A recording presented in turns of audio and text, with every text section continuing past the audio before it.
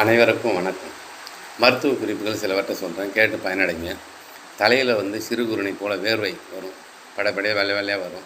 இது சரியாகணும்னா நம்ம வெள்ளரி பிஞ்சு சாறு, வெண்பூசணி சாறு இது ரெண்டையும் எடுத்துக்கணும்.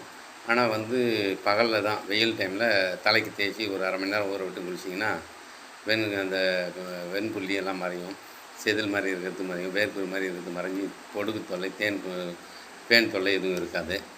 அதே போல் வந்து வெய்ய காலத்தில் சாப்பிடுவாங்க பனை நுங்கு. எப்போ இருந்தாலும் பனை நுங்கு சாப்பிட்லாம், அவ்வளோவா சளி பிடிக்காது.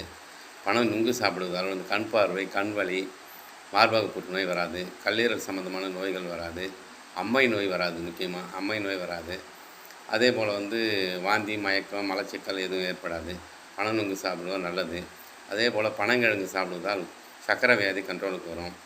அதே போல் மரவள்ளி கிழங்கு சாப்பிட்டோம்னா ரத்தத்தில் சிவப்பணுக்கள் அதிகமாகும்.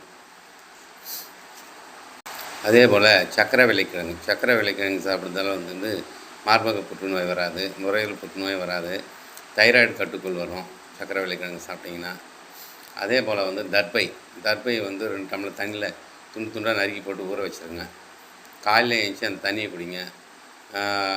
நம்ம சிறுநீரக எரிச்சல், சிறுநீரக கோளாறு சரியாகும். ரத்தத்தில் வந்து சர்க்கரை அளவு கண்ட்ரோலுக்கு வரும். கல்லீரல் புற்றுநோய் வராமல் தடுக்கிறது. அதே போல் வாய்ப்புண், வயிற்றுப்புண் சரியாயிடும் தர்பை தண்ணி குடிச்சுன்னு வந்தீங்கன்னா.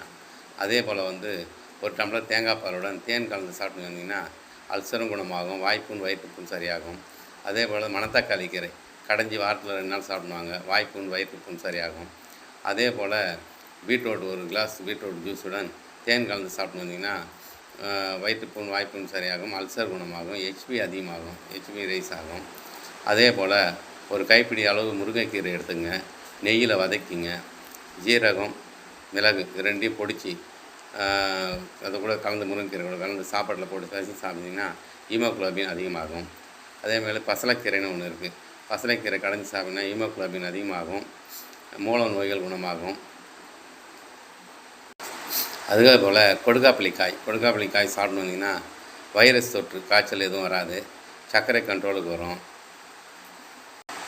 அதே போல் ஜுரம் அடித்து உடம்பு வந்து ஒல்லியாகிடுவாங்க, அவங்களாம் வந்து அடிக்கடி காளான் சூப்பு சாப்பிடுங்க, உடம்பு ஏறும்.